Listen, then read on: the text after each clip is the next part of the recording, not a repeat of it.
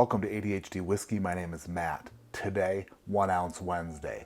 On 1 Ounce Wednesday, I blind review a blind sample out of this wooden box. If you're ready for 1 Ounce Wednesday, so am I. I was friggin' born for it. Whew. Blanton's bag with the whiskey tasting glass inside of it. I'm gonna pour the sample into this glass, and with the Blanton's bag's help, I won't be able to see the color of its ass. Some commenters, and by some I mean probably one, they were all like, hey Matt, you can see the color of the whiskey, so it kind of gives it away. So I decided to take matters into my own hands, like Dexter. I tried making a 1 Ounce Wednesday whiskey tasting glass. I tried to gorilla tape a Glencairn glass so I couldn't see what was inside, and I wrote subscribe on it so you know it's real, and I'm begging for your subscription. But problem is, when I went to nose a whiskey in this glass, it just smelled like gorilla tape. Son of a bitch, didn't think that through. So what has zero smell? A Blanton's bag. So what the hell? We're gonna give this a shot. So let's grab a pour. Whew. Got one in my hand, swinging it around. This is gonna be more difficult because of the bag situation. Maybe not. Oh, it's gonna be easy.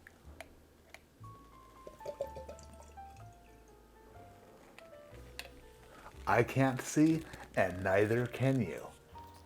Putting the sample bottle back in the box and closing the lid. Closing the lid. Now we won't know what it is until we know. Pull it tight. Is that too tight? Tell me if it's too tight.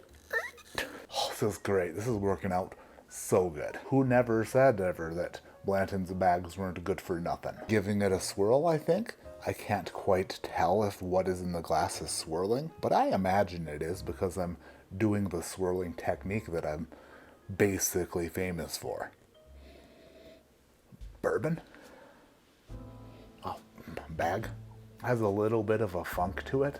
A slight bit of a funk, kind of like a grassy knoll. What the hell even is a knoll? I can't quite tell if what I'm smelling is the whiskey or the bag, but I'm assuming it's the whiskey. It's like apple and pepper. This whiskey has a weird footprint, and by that I mean it kind of smells like feet. You know, Aaron from Stuff and Whiskey says sometimes that things smell like feet, and I've never smelled foot on a whiskey until now. Like a spiced apple and a spiced cherry, and then a little bit of a spiced pepper foot funk. Spiced pepper, Matt? Pepper is a spice, you idiot. Dumb, stupid dumb. A little bit of bird's nestiness, a little bit of that dry, woody bird's nest action that I get on some bourbon whiskeys. The more I nose it though, the more it's sweetening up. Like your mother-in-law when you sit there and just let her vent. It's weird for a while, but after she's done, she sweetens up a bit, and then you leave. Because, good God, woman. The talking. Yeah, now we're starting to get a bit sweeter here, a bit more cherry action is happening. Not cherry action, cherry action. Let's go in for a sip of whatever the heck is in this glass on 1 Ounce Wednesday.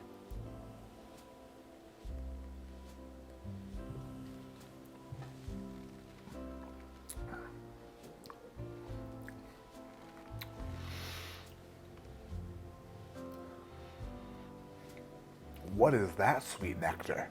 It's sweet and cherry and like perfumey up front, like if Love Spell from Victoria's Secret and Sweet Pea from Bath and Body Works got it on. Or if they're just mixed together. It's sweet, fruity, and delicious perfumey presence it has. But then on the back end, it kicked up a bit of a cinnamon spice, and that's when I was like, wait, what am I drinking here? What the heck is going on? What's happening? What's your name? Where were you on the night of whatever tonight is? Don't play games with me. Second sip.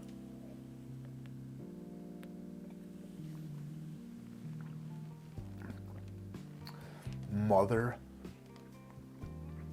of many men. That's freaking good.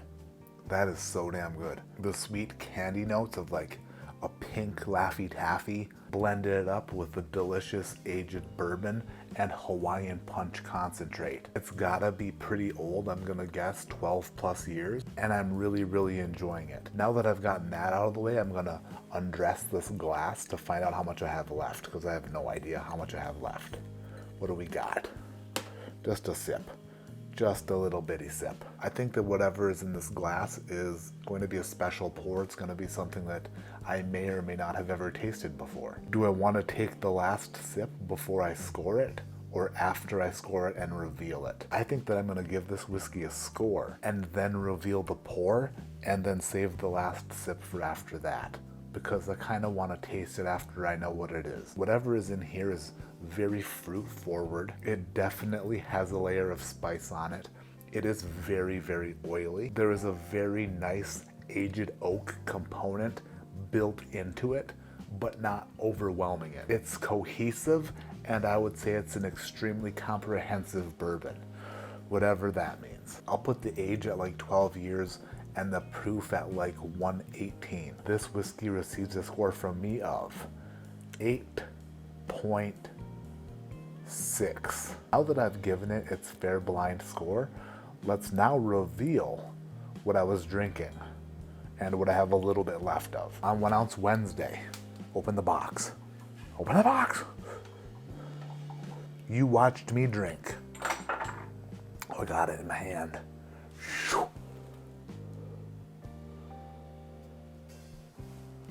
It's a sample from Bill Kavanaugh, Old Stubborn Batch 2, 123.8 proof. Old Stubborn would be a bourbon named after my dad. I heard really, really good things about this. I have no idea where it's from. I have no clue, but it is damn good.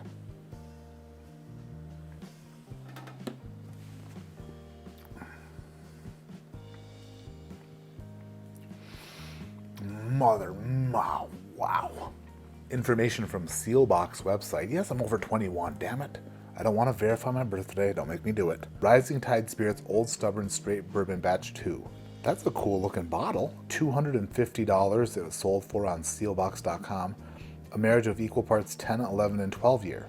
123.8 proof, cask strength. Mash bill of corn, rye, and malted barley. Distilled in West Virginia, bottled in Kentucky. Distilled in West Virginia?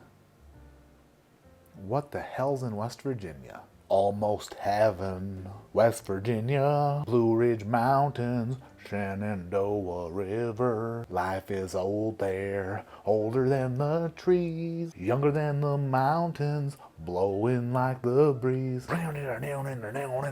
Y'all see Corey Feldman? That guy? Just killing it on stage? Just killing it? Man, that's a musician, that Corey Feldman. What in the hell distilleries in West Virginia? Old Stubborn is good. Old Stubborn is great. Old Stubborn is one stubborn son of a bitch. And by stubborn, I mean fantastic.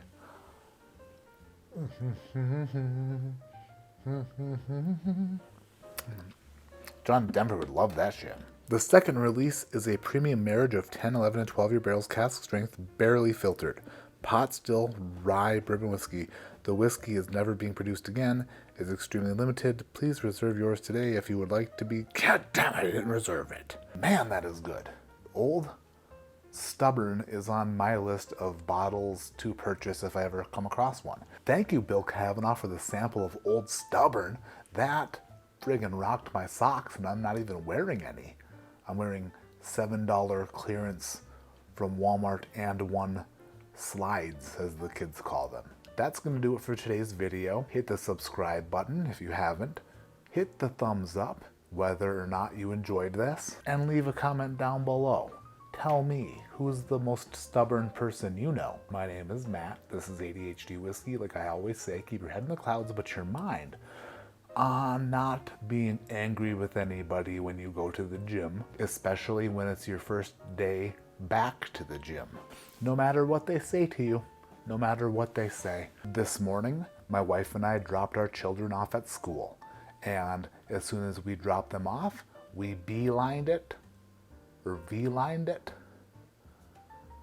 Whatever line that is. Is it beeline or V-line? We headed straight to the gym. We got there before the clock struck 8. We spent about 40 minutes there, and then we were packing up to leave, and this gentleman approached to me and said, "Getting back into it, huh?" I did not know him. I do not know him. If you are a viewer of this channel, it might make more sense. But if you are not a viewer of this channel, then you're just a man who basically approached me and said, "Hey, pretty fat, huh?" We left there and I haven't stopped thinking about it all day. Getting back into it, huh? I must look like a sack of shit for somebody to be so confident to approach me and say something like that. I also must look extremely nonviolent or non-confrontational. Did he hurt my feelings? Little bit. Was he 100% correct? 100%. Getting back into it. West Virginia, moving mountains, stranding the wall.